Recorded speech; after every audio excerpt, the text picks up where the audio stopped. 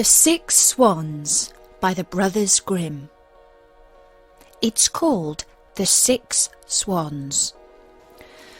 A king was once hunting in a great wood, and he hunted the game so eagerly that none of his courtiers could follow him. When evening came on, he stood still and looked round him, and he saw that he had quite lost himself. He sought a way out, but could find none. Then he saw an old woman with a shaking head coming towards him, but she was a witch. "Good woman," he said to her, "can you not show me the way out of the wood?" "Oh, certainly, Sir King," she replied. "I can quite well do that, but on one condition, which if you do not fulfill, you will never get out of the wood, and will die of hunger." "What is the condition?" asked the king. "I have a daughter," said the old woman, "who is so beautiful that she has not her equal in the world, and is well fitted to be your wife. If you will make her Lady Queen, I will show you the way out of the wood." The king, in his anguish of mind, consented, and the old woman led him into her little house, where her daughter was sitting by the fire. She received the king as if she were expecting him, and he saw that she certainly was very beautiful. But she did not please him, and he could not look at her without a secret feeling of horror. As soon as he had lifted the maiden onto his horse, the old woman showed him the way, and the king reached his palace where the wedding was celebrated. The king had already been married once before, and had by his first wife 7 children, 6 boys and 1 girl, whom he loved more than anything in the whole world. And now, because he was afraid that their stepmother might not treat them well and might do them harm, he put them in a lonely castle that stood in the middle of the wood. It lay so hidden, and the way to it was so hard to find, that he himself could not have found it out had not a wise woman given him a reel of thread which possessed a marvellous property. When he threw it before him, it unwound itself and showed him the way. The king went so often to visit his dear children that the queen was offended at his absence. She grew curious and wanted to know what he had to do quite alone in the wood. She gave his servants a great deal of money, and they betrayed the secret to her, and also told her of the reel of thread which alone could point out the way. She had no rest now till she found out where the king guarded the reel, and then she made some little white shirts, and as she had learned from her witch mother, sewed an enchantment in each of them. And when the king had ridden off, she took the little shirts and went into the wood, and the reel showed her the way. The children, who saw someone coming in the distance, thought it was their dear father coming to them, and sprang to meet him very joyfully. Then she threw over each one a little shirt, which when it had touched their bodies, changed them into swans, and they flew away over the forest. The queen went home quite satisfied, and thought she had got rid of her stepchildren. But the girl had not run to meet with her brothers, and she knew nothing of her. The next day the king came to visit his children, but he found no one but the girl. "Where are your brothers?" asked the king. "Alas, dear father," she answered, "they have gone away and left me all alone." And she told him that looking out of her little window, she had seen her brothers flying over the wood in the shape of swans, and she showed him the feathers which they had let fall in the yard and which she had collected.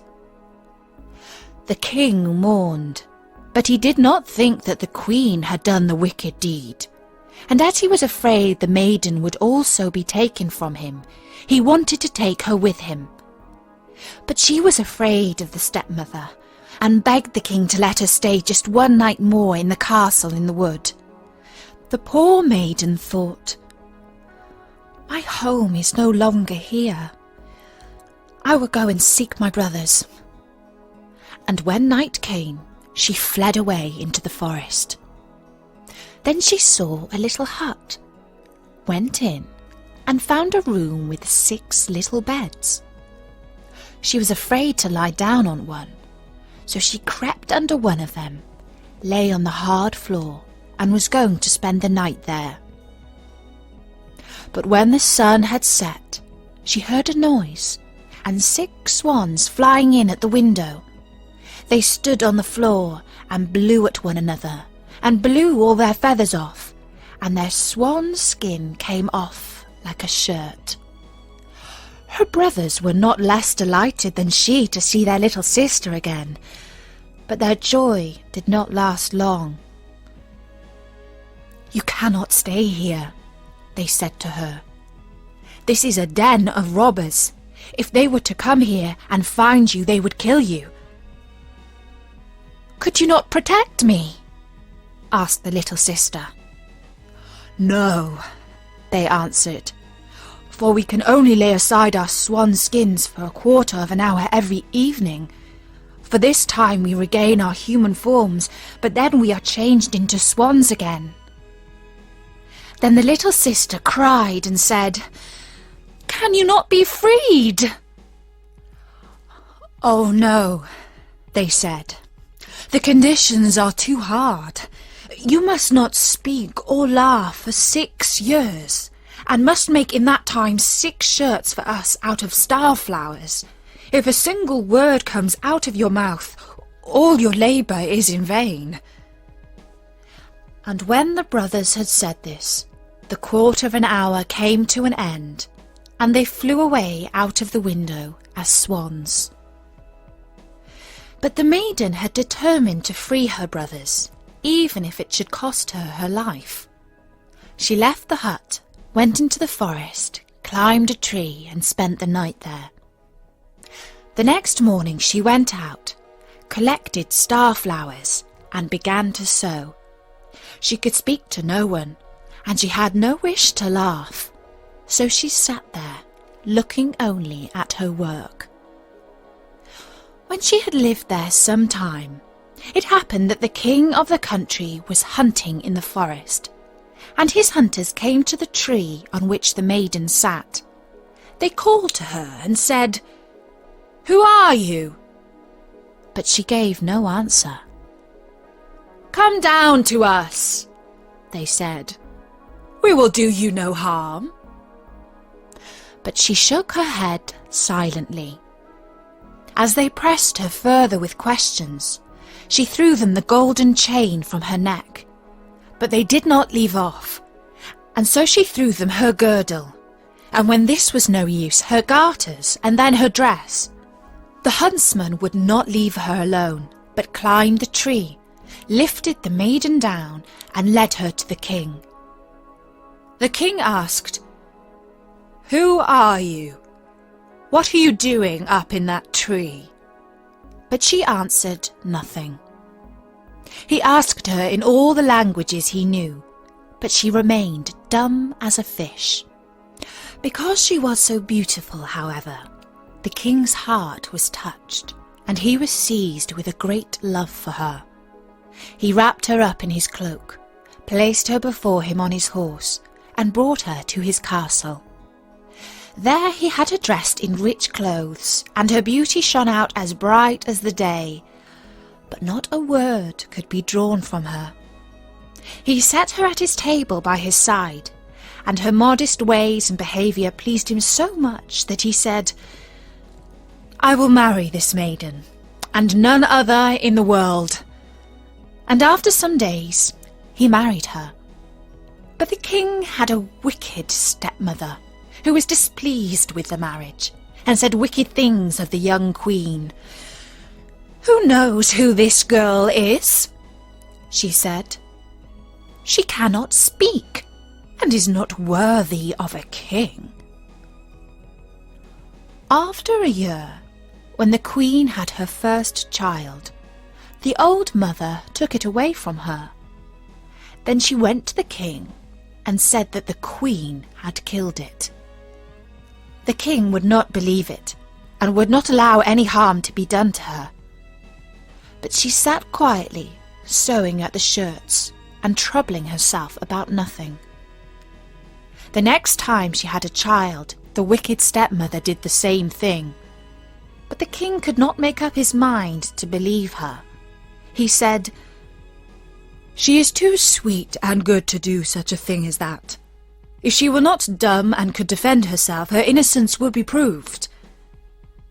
But when the third child was taken away, and the queen was again accused, and could not utter a word in her own defence, the king was obliged to give her over to the law, which decreed that she must be burnt to death.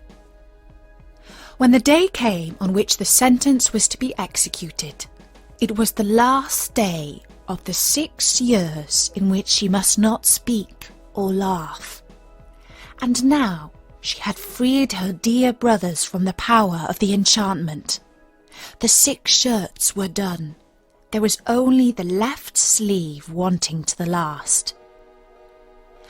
When she was led to the stake, she laid the shirts on her arm, and as she stood on the pile and the fire was about to be lighted, she looked around her and saw 6 swans flying through the air.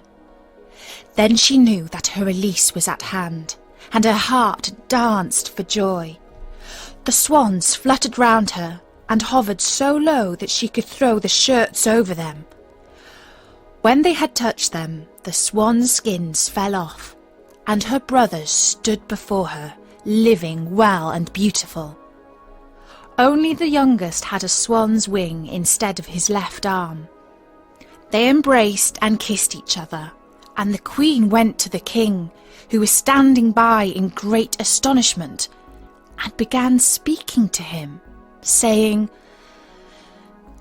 "Dearest husband, now I can speak to you and tell you openly that I am innocent and have been falsely accused."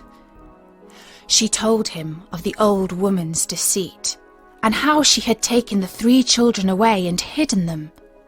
Then they were fetched, to the great joy of the king, and the wicked mother came to no good end.